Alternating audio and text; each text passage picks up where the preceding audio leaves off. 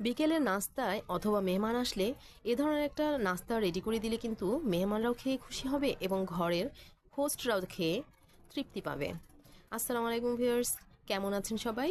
তো আমি একটা নাম না জানা রেসিপি তৈরি করেছি। যদিও এটার নাম আমি জানি না, আপনারা ইনশাল্লাহ বলতে পারবেন নিশ্চয়ই কি হবে এটার নাম।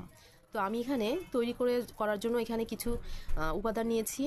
প্রথমে গাজর কুচি করে নিয়েছি, এরপর একটা ডিম দিয়ে দিলাম, সাথে চিকেন মেরিনেট করে রেখেছিলাম, সয়া সস, লবণ, একটু আদা রসুন, আর হচ্ছে লেবুর রস এবং গোলমরিচের গুঁড়ো।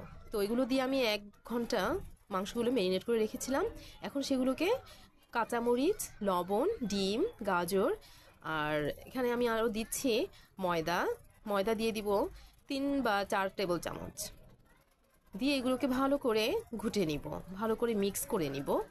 মিক্স করে নেওয়ার পরে আমি আসছি নেক্সট সিনটা কি হবে তা দেখানোর জন্য। তো আমি এখন একটু পানি মিক্স করলাম, কেননা জিনিসটাকে একটু নরম করতে হবে, একটু পাতলা করতে হবে, তাহলেই আমি এটা পাউরুটির সাথে মিক্স করতে পারবো সুন্দরভাবে। ভালো করে মিক্স করে নিচ্ছি। তো ভিউয়ার্স, এটা আমার মিক্স করা হয়ে গেছে। এখন আমার মনে হলো একটু আলু কুচি করে দেওয়া যায়। তো আলু একটা নিয়ে গ্রেট করে উপাদানগুলোর সাথে ভালো করে মিক্স করে নিব। এটা টেস্টটা আরও বেড়ে যাবে ইনশাআল্লাহ।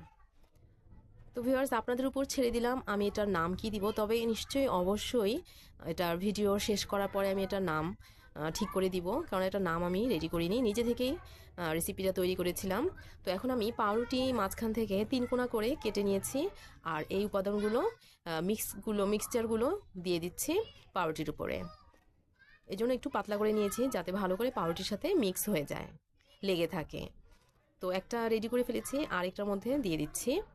তো এভাবে সুন্দর করে ডেকোরেট করে নিতে হবে পাউরুটির উপরে। একটা একটা করে সবগুলো আমি তৈরি করে নিব। ভিউয়ার্স, আপনাদের যদি ভালো লেগে থাকে এভাবে করে খাবেন ইনশাআল্লাহ, আমারও ভালো লাগবে। আপনারা কমেন্টে জানাবেন আপনাদের কীরকম হয়েছে, কেমন করে বানিয়েছেন। তো পাউরুটির পিসগুলো আমি সব রেডি করে ফেলেছি, এখন এগুলো ভাজার পালা। তো ফ্রাই প্যানে তেল দিয়ে আমি এখন একটা একটা করে সুন্দর করে উল্টে উল্টে সব ভেজে নিব। আর উল্টো দিকে যখন ভাজা হয়ে যাবে তখন সামনের দিকটা আবার ভেজে তুলব। এভাবেই সবগুলো একটা একটা করে ভেজে নিতে হবে। তো তেলের মধ্যে আমি একটা একটা করে ছেড়ে দিচ্ছি।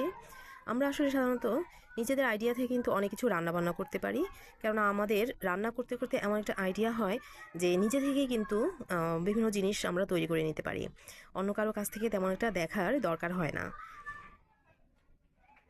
কেননা রান্নাঘরে আমাদের দিনের অর্ধেকটার বেশি সময় কেটে যায়, তাই এগুলো ভাজা পোড়া এগুলো কী দিয়ে কী তৈরি হবে সব কিছুই আমাদের একটা আইডিয়ার মধ্যে চলে আসে।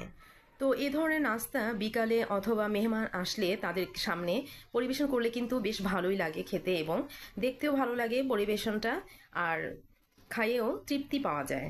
কি বলেন বন্ধুরা? আর এটা লাস্ট ফাইনাল লুক আমি দেখাচ্ছি।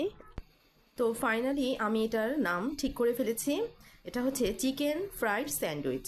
তো আপনাদের কেমন লেগেছে অবশ্যই কমেন্টে জানাবেন। আর হচ্ছে সবার সুস্থতা কামনা করে আজকের মতো এখানেই বিদায় নিচ্ছি। যদি ভিডিওটি ভালো লাগে আপনারা অবশ্যই লাইক, কমেন্ট, শেয়ার করে দিবেন ইনশাআল্লাহ। তো আপনাদের সবার সুস্থতা কামনা করে এখানেই বিদায় নিচ্ছি। আল্লাহ হাফেজ।